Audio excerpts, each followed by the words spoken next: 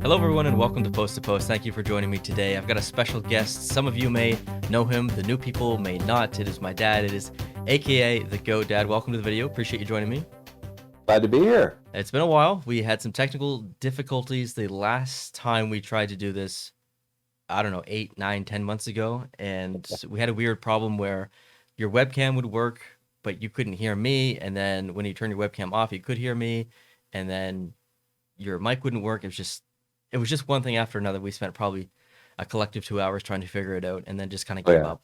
And we just gave up. Yeah, just like we'll make a video in the future somehow. Thinking one of these days. Yeah, thinking maybe the COVID restrictions would go away. We'd be able to see each other in person and kind of do this the right way. And it's just basically gotten worse for the most part here in Canada. So, anyways, we finally figured it out. And this is a conversation that I've wanted to have basically since Christmas. And I don't know your feelings on this. We haven't really discussed this, but I'm excited to talk about it because although we're a little late to the game with this conversation, I still think it's very relevant. And we're talking about the World Juniors being canceled and then the NHL players not going to the Olympics. Obviously, the Olympics have not happened as we're filming this, so there's still lots of opinions out there on everyone's minds regarding this. So although we're delayed, the conversation's still valid. I appreciate you joining me, and I can't wait to hear what you think of both these situations. But in general, how you doing? Doing pretty good. How are you doing? I'm doing good. I hear you got some pretty crazy weather this weekend. The storm we had on Friday night and most of yesterday, Saturday, we're taping this on a Sunday afternoon, was just relentless. The wind was crazy. The drifting was nuts. When the guy came to plow me out this afternoon, his auger, his snow eater thing on his tractor, could barely get into the driveway on the snow. And of course, then the big plows go by and fill in the driveway. We had 5 passes from big plows, each widening the road a little bit more. Wow. So it was awful. Where were you in 2015 when we had the really bad winter? I was technically living in Fredericton, but I was home that weekend visiting a girlfriend, actually. And I remember being completely snowed in and not being able to go back to Fredericton to work. And that was in Rustico. I think I was in Rustico. Okay. That weekend. And that was a crazy weekend. Yeah. It was nuts. And this morning, when the plow first went up the street, we have a dead end street. So the plow went up the street and he got to the end and he could not really properly get turned around. Oh, no way. He probably spent 20 or 25 minutes up at the top of the street, backing up and going ahead and backing up and going ahead and finally making that round turning area at the end of the dead end street. Wow. Before he finally came down. And when he came down, fastest plow trip I've ever seen. He was hammering and the snow was flying. And it was still a little bit windy this morning too. So it was, I didn't have my phone with me. I would have liked to have done a video on his way by because it was really impressive. Dang, I'm jealous. I love snow and I love big storms, so I'm definitely jealous. Yeah, my back deck here, where I have all my ham radio antenna stuff, is basically it's up to my chest. And I did some shoveling today. I'm just going to pick away at it for the next couple of days. I won't get it all cleaned off. There's no way. But I will get enough of it to get some of the weight off and also to carve a pathway for myself out to my little antenna support so I can work on some stuff out there. So, but the front was terrible. Our front sidewalk that usually goes straight out to the driveway, the cement sidewalk. Yeah. That's where the highest drift is. Really? So, yeah. That sucks. So, of course, this doesn't mean anything to people who don't know what the house looks like, but we have the front step that goes out. We have these large Japanese yew trees on either side of our front step, and then the sidewalk curves off to the right and goes straight out to our driveway. Well, the way the wind was blowing, it made a big drift right over the entirety of the sidewalk, but it cleared a spot right in front of the house that also goes out towards the driveway. So we now have a new walkway. Wow. Well, I went out around the tree and then along the side of the house. Interesting. Well, if you have any before or after pictures, maybe I'll throw it up on the screen if you don't mind sending them to me. No, not at all. I don't think I have anything really, really good, but it might be good enough. Yeah, maybe not the front, but the back deck for sure. That's interesting because I did see one photo that you posted and it's pretty intense. But anyways, let's get into it. Let's talk some hockey now. And guys, just for the record, I I'm hoping that the audio is going to be okay, but this is also more of a test. It's our first video together after a long time, and I tried to set things up as best I could. So if my mic is louder than his or his is louder than mine or whatever, I do apologize, and hopefully that'll be fixed for maybe the next conversation that we have. But I hope it's okay enough for this video. So I appreciate you hanging on here in this little test. Let's start off with the World Juniors because that's kind of the news that broke first. We had the World Juniors start, and then they played a couple of games, and then they canceled it. And there was a lot of really pissed off people, mostly Americans, I think, because their game got canceled because they were forced to forfeit one, and then they're angry because of all the regulations in Canada. And I think I side with the Americans on this one personally. I'm kind of angry at Canada because my general opinion is, why did you have the tournament if there was ever even an option to cancel it? If there was an option to possibly cancel it, if worst case scenario, don't have the tournament because you can see the trends already at that point. So you knew what was coming. It was already starting to get bad. If there was a possibility that might be canceled, just cancel it before it even started. Why send all those people there, fly all that way to then just cancel it that soon in the tournament? It's absolutely stupid and irresponsible. Makes Canada look bad. Makes the World Junior Championship Committee, whatever, IHF, look terrible. I was very disappointed. I'm there with you on that one. I was surprised that they were going ahead with it. Once Omicron got announced and that it was going to sweep the world, I thought, well, this isn't going to end well. So they all land in Edmonton. Were they back in Edmonton this year, in Red Deer or something? Yeah. So they all land in Alberta. They start, and I'm surprised for the first couple of games that I saw that there wasn't massive infections all sweeping through everybody, but eventually, of course, it was starting. Then they just pulled the plug and sent everybody home. Yeah. I think it was very unwise to have the tournament at that schedule in the first place. As much as I selfishly love to have junior hockey to watch at Christmas time. Yeah. To me, it's the best week or 2 weeks of the year between Christmas and New Year's, and for that first week after New Year's, all that junior hockey. Now, another thing I'll be selfish about is I don't like it when they have it in Canada, in particular, Western Canada, because I don't like having to wait till 11 o'clock at night before a game comes on. So I PVR everything and I speed through it later. I love it when the games are in Europe because they're on at 10 o'clock in the morning, my time, or 2 in the afternoon, and the latest game is probably before supper time. Exactly. And I love it. I just love it because it doesn't interfere with the rest of my life. I can watch my junior hockey, but it doesn't interfere with NHL or anything else I might want to watch. So I wasn't really missing that part of it, but I feel bad for the players. I do too. I feel bad for their home teams that are, waiting for them to come back and hopefully come back healthy. And, that's all over with now. And we're going to be resuming major junior hockey, I think, very soon. If not already in some parts of the country or some parts of the world. But man, I like you, if this thing didn't absolutely have to go now, why did it go? Yeah, exactly. I guess they had conversations that they're thinking about renewing it or continuing it in the summertime or maybe restarting it. I'm not actually sure. What's your thoughts there? I'm okay with that, and maybe that's what we're going to have to give up this year in order to have it happen.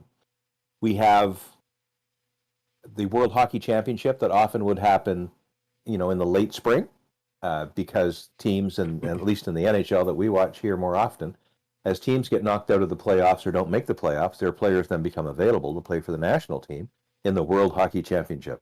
And it's never the best people that are at that tournament, but it's still a tournament to play. Oftentimes it is in Europe, which is, and I think maybe all the time it's in Europe because our rinks most of them are still busy.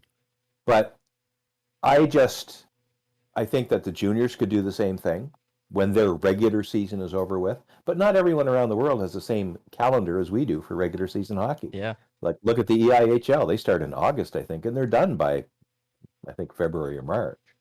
So it's hard to coordinate a worldwide thing. I realize there's sponsors involved, and that's probably why it went ahead after all, because a lot of people had money in it, and they wanted their investment to be returned on. Well, how'd that work out for you? Yeah, that's true. It's at least they're considering bringing it back in the summertime. I don't want to see it canceled and just we'll see you next year. Well, that's great. We will see you next year, but some of those kids won't be eligible to play, and I think that's why it's some of the best hockey. It's these kids are just entering their prime. They're 18 and below or whatever. They're developing. They're physically extremely fit. They're giving it their all because it is the World Juniors and they want to win gold. It's some of the best hockey that you can watch, period, regardless of what country you cheer for.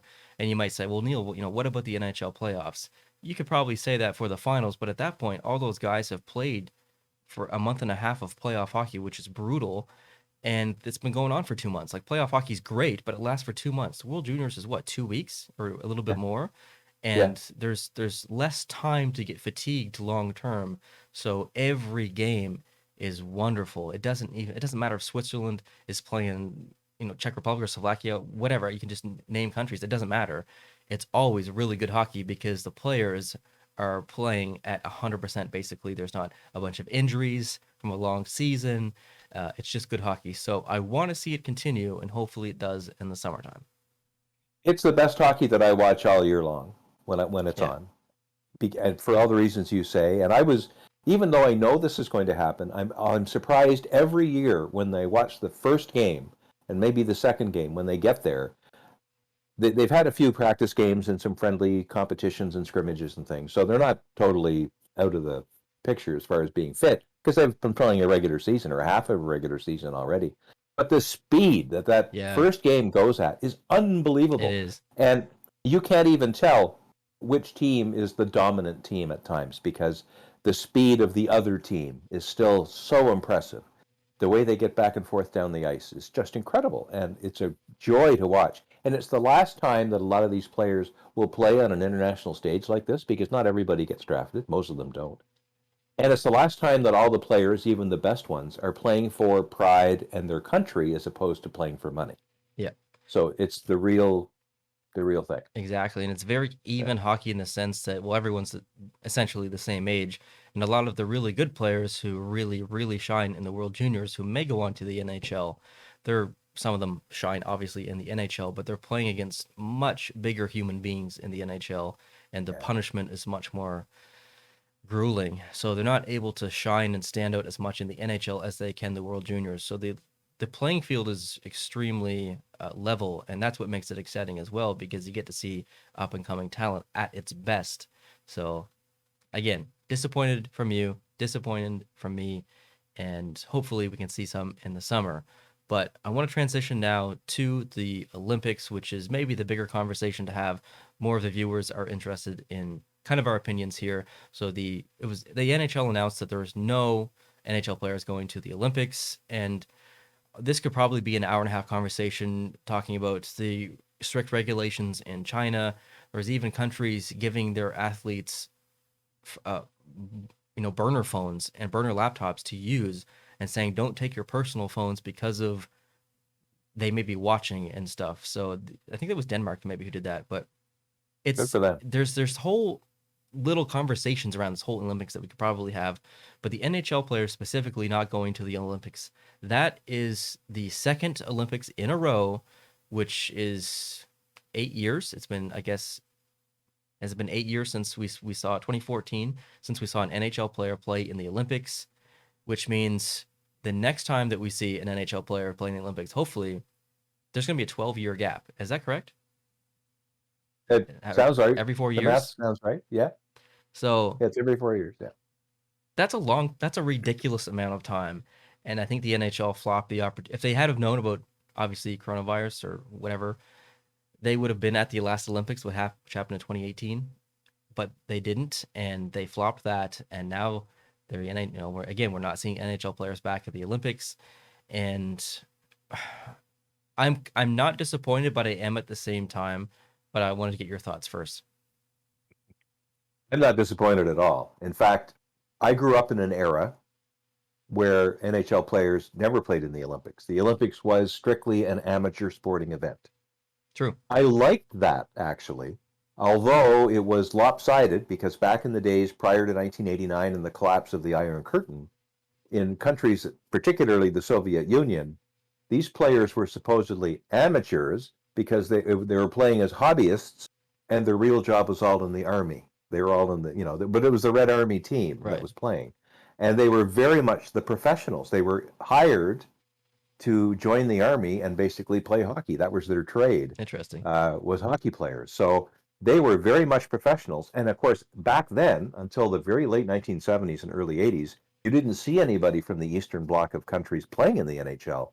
So they just played each other, and they got really, really good. And the talent we have now from Russia, the former Czechoslovakia, uh, it's incredible, the talent that's on these teams that are all through the NHL now. You've got your Ovechkins and Vasilevsky and people like that are just absolute superstars in the NHL. Well, that same caliber of player was around back in the 1960s and 70s and 80s, and Russia dominated the Olympics back then, and we just knew that they probably would, and that's why the Miracle on Ice in 1980 was such a miracle, because this is before the NHL came along. The U.S. threw a bunch of college level players onto their team, and they ended up beating Russia in the semifinal in that series, and then went on and got the gold right Yeah. after that. So it was incredible because it never happens, and it to me that's more interesting. That's a better story than all the teams taking a break for 2 or 3 weeks off the NHL and sending all of their best players over to the Olympics and God knows where to play. And to me, it disrupts the regular flow of my life as a fan. I don't like it when the NHL shuts down for some other reason for 2 or 3 weeks. They have to compress games elsewhere in the season. And for what? For what? I loved the 2010 Olympics, Sidney Crosby, the golden goal, and it was in Vancouver and all of that. I was totally invested in Canada at that time, wanting to win that, and I was watching all the other teams too. It was great hockey. But I liked the older Olympics, frankly, where we didn't have to worry about that. I understand. That's all right. You're allowed to say that because you're old yourself. Old is relative, I guess, but you know what I mean. Yeah, I know what you mean. But I have to disagree with you a little bit. I actually really like when NHL players go to the Olympics, but I'm not. So I am disappointed that we're not going to see NHL players at the Olympics, but I understand why at the same time, and also I feel like I shouldn't have opinion because my opinion doesn't really matter. I feel like the players should have an opinion on whether they go or not, but then that obviously complicates things with the teams. Does the owners want their players going to the Olympics? What if they have a different opinion? And there's a lot of delicate relationships there that the players have to manage, the owner has to manage, the coach, the NHL, Gary Bettman. It's a mess. So I understand why they're not going, but I'm going to be watching the Olympics regardless. I don't care who plays for Team Canada or Team USA, whatever. I'm going to be watching because I like hockey.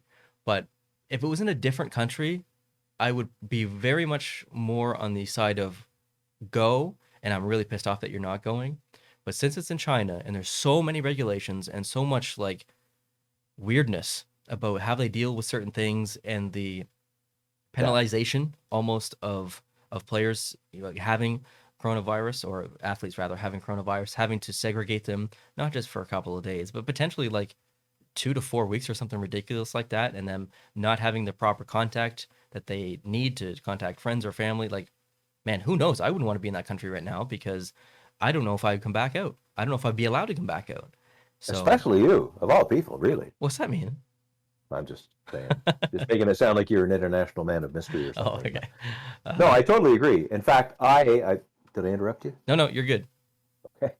I'm not really keen on us being at this Olympics period as a country, frankly.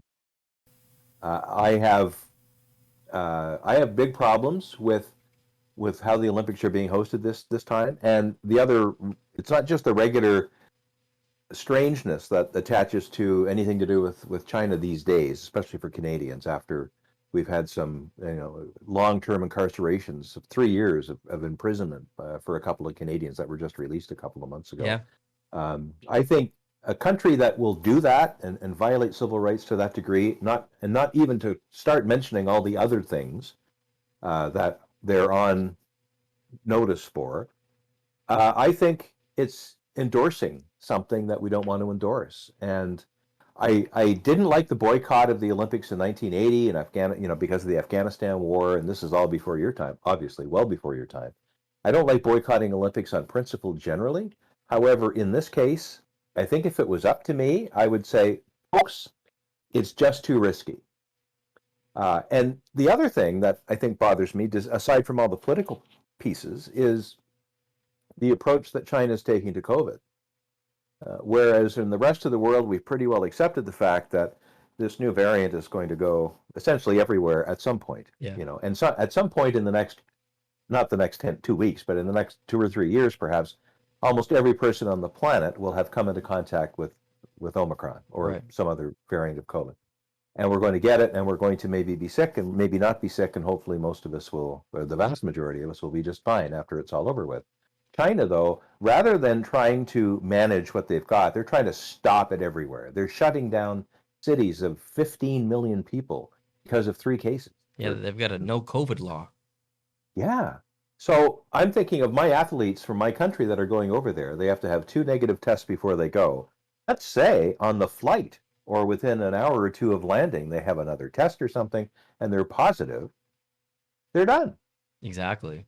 They're absolutely done because they're now basically not allowed to participate in Chinese society in any way because they might give it to Chinese people or other athletes or whatever. So where do they go? Correct. Yeah. I just don't like the whole deal. And it's very sketchy. It's very sketchy. And part of me wants to be the conciliator and say nothing against China. Frankly, there is a lot against China in my soul right now. And I don't want this to be a Chinese bashing thing. And it's not the people. It's the government. It's the authoritarian government and their system. And I'm not happy with the American government. I'm not happy with the Canadian government either, and the UK government. I watch a lot of government news. They're all a pox on them all, is what I want to say.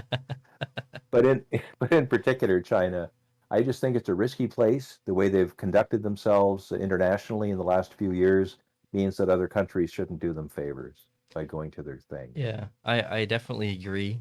But at the same time, I think everything that's going on, all these little things that are happening that are complicating things, this may lead the NHL to, and maybe the players too, to be like, we're kind of done with the Olympics, whatever, leave it to the amateurs. We had the World Cup, World Hockey Championship, whatever it is, not the one that always happens every year, but the one that the NHL sponsored a couple years ago, whatever. Yeah. Mm-hmm. Let's do that. Let's have that. The Olympics are great, but let's do our own thing where it's essentially the Olympics, but we're going to sponsor it. We're going to do it right. And there's not going to be this, because the Olympic Committee in general, like, there are some questionable decisions financially across the board, whatever, in that whole committee, yada, yada, yada. So let's do it ourselves. And I think this is maybe the first big step to going towards that. And I would be in favor of that personally. I think they made some incorrect decisions the last time that they did it. I think they learned from those by the fans' reaction, like combining certain, like they had Team Europe or whatever it was, and they combined certain countries and stuff. Then they had the under 25 team or whatever it was. I can't even remember anymore. But I understand what they were going for, and it was interesting. But I think the proper way to do it is by country, regardless if it's lopsided or or not. It doesn't really matter. Do it kind of like the Olympics, but not have it the Olympics, and just have fun with it. So who knows? Yeah, well, I think the whole Olympic movement really needs to think about its position in the sporting world worldwide, frankly, because it is a closed club of very privileged people who make decisions that are extremely hard to understand for me, and I think I'm fairly plugged into things, but it baffles me. The control that they want to keep over their logo and all of that marketing side of it, it creeps me out, frankly. I don't like the Olympic approach to things. And I think if you look at soccer, for instance, or football, as they say most places except the USA, and I have an anecdote on football. I just got thinking about it. So I'll get to that in a sec if you don't mind. Yep. But in soccer, it's clear that the biggest tournaments are the FIFA World Cup. Absolutely. For men and women. Absolutely, bar none. The Olympics are kind of, they're fun. And really, the Canadian women who won the gold medal in the Olympics last year, in the 2020 Olympics, which were held in 2021, The Canadian women winning the gold medal was awesome. I was absolutely on my feet for that game, and it was fabulous what happened. But the real prize is the World Cup. That's the real prize. And if they win the World Cup, it'll be 10 times bigger than winning the Olympic gold, in my view. Yeah, I agree. And I think other sports might be the same thing, the World Track and Field Championships or the Swimming Championships or the World Cup of Hockey every 4 years, or even the annual one that they do for hockey. I'm probably happier with that because there's less control over it by some committee that's way out there somewhere that is more focused on the money side of it and keeping themselves well greased, if you know what I mean, than they are Yeah. in the overall spirit of the sport. So I'm just talking from a position of ignorance. I'm a nobody. I'm just a regular idiot like everybody else. But anyway, that's my feeling. Now, quickly on football. In the United States, they call it football. But think about a game that is 60 minutes of playing time, Mm-hmm. divided into 4 quarters. You've watched some football. I watched quite a bit of football. How much of that 60-minute span is a foot contacting the ball? Kickoff and the extra point. Kickoff, extra point, or a field punt, goal too. a punt, and a field goal. Yeah. 4 times, 4 different events. And when the boot of the kicker is on the ball at any one of those times, we're talking maybe 0.2 of a second, 0.3 of a second. Yeah. You add all of that up in the 60 minutes, and you probably have maybe 10 or 15 seconds at the most where there's actually a foot contacting the ball. I agree, yeah. And 2 of the 4 times are pretty insignificant. Yeah. So, whereas in the UK and Germany and everywhere else where they play football, it's all about the foot contacting the ball. So for the 90 minutes they play, the foot is on the ball probably 30 of those 90 minutes. I agree. Are you suggesting that they should rename it to handball? I don't know. It certainly isn't football. It's throw ball, or it's I think that running ball. But the ball itself is called a football. So yeah, why? Don't know. Yeah. So, someone called it a football 120 years ago. We've all just went with it. I guess someone actually thought about that. Why do you call it a football? The foot's hardly ever touching it. What's with that? Anyway. Anyways, yeah. You're right with the Olympics. And something else to consider too, it also, I'm just going to close it off by kind of saying this, it also really financially devastates the home city or country as well. The country and city, they invest so much money that they're in debt for decades afterwards. There are still cities within North America who had the Olympics that have been for a decade plus been paying stuff off and will continue to pay stuff off. I'm not even sure has Montreal finished paying off was it 76? 1976, I don't think they have cleared all of that debt. It's probably been absorbed by other debt, but I don't think the bills have all been fully paid for that Olympic Stadium. That was a massive white elephant by itself. It's just, it's maybe it's getting too much. And maybe it's not as important as it technically should be. And it doesn't need to be as fancy as it should be. It should really just be about the athletes and who's the best athlete at what, and not getting into these fancy buildings and everything like that. And the Olympics should not come to a city and have a city be financially devastated by it and then leave with no responsibility to it. That's right. And now when a city has to host an Olympics, back when Montreal hosted the Olympics, they had to build a velodrome track, which is, the bicycles inside on that wooden floor where they pass each other. I love watching it. What are you going to do with a velodrome track when it's over? Like, I'm going to go to Montreal on vacation and take my bike. Yeah, exactly. I'm going to go to the track every day. Oh, I'm sure there's people that practice there because Canada needs a practice facility, but that's probably all it is now. And these massive swimming pools. And now, with the Olympics expanding into every single sport, like today on the ice skating show that's on ITV in the UK, one of the guys who's learning to figure skate for a prize is a BMX Olympic biker. Interesting. So a city that bids on the Olympics now has to build a BMX track as well. They have to build, like, what's the Olympics 20 years from now? Cribbage? An Cribbage. Olympic cribbage tournament? Well, why not? Every other sport. Olympic darts. At least Olympic cribbage. at least those facilities would be pretty small. The crib board's only the size of a keyboard, so That's true. Like that's just another thing I have against the Olympics. They're just expanding so broadly yeah, into every little sport to try to pick off, fan bases of people that are going to watch this and then buy the Olympic merch. exactly. Yeah. Yeah, don't like it. All right. Well, let's kind of wraps up our opinion on the World Juniors and the Olympics. Obviously, we differ a little bit on certain topics, but it's great to talk to you, Dad. I appreciate you coming on board. I'll have to get you back on for more videos in the future. But one final quick question, just answer it within 2 minutes if you can. How much NHL hockey have you been watching so far this season? 1% of what I usually watch. In other words, hardly any. That low, eh? That low. Well, first off, I'm a Montreal Canadiens fan. You've got the hat on. I don't, but I'm a big Montreal Canadiens fan. This has been a dismal year for them, for all kinds of reasons. Some of them I understand, and quite a few of them I actually don't. But that's one part of it. That my team is it's not worth watching.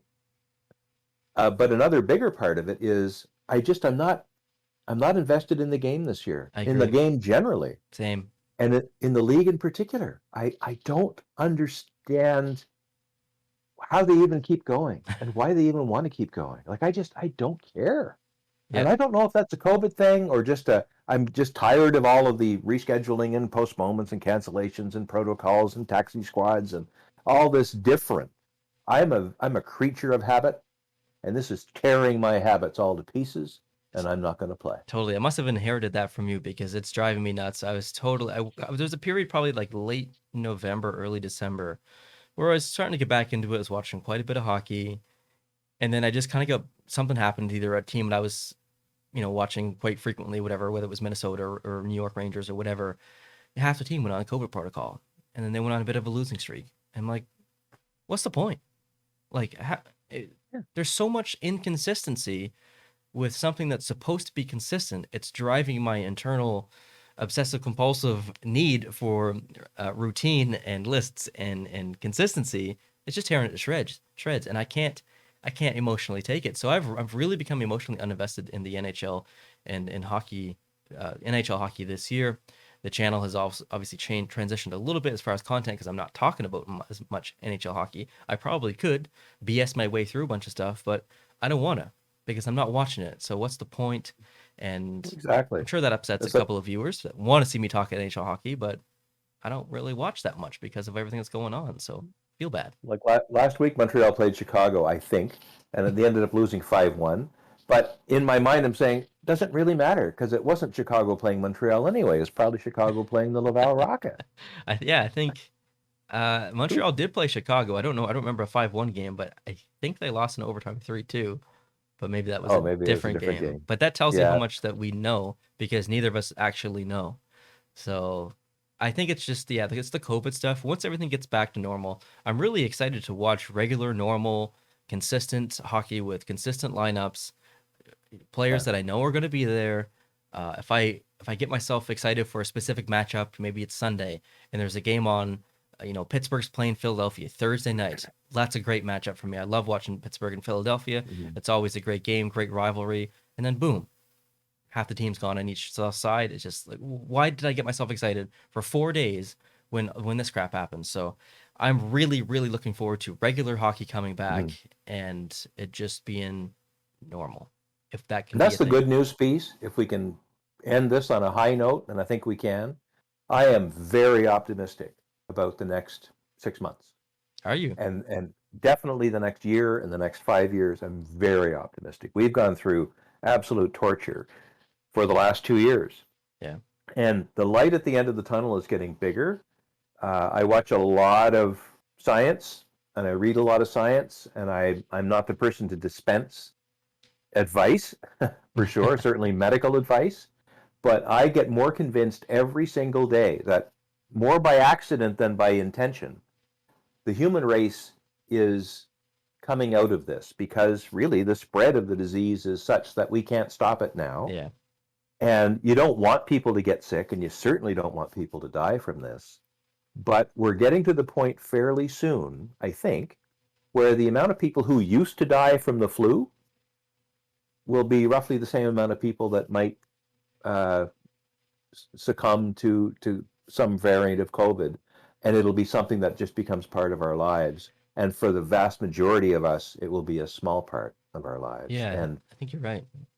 there's no point closing the airports anymore, because the Yeah, people from South Africa, for instance, who might have been around when the variant was created, the Omicron variant, they're on the downward slope now. So South Africa could fly.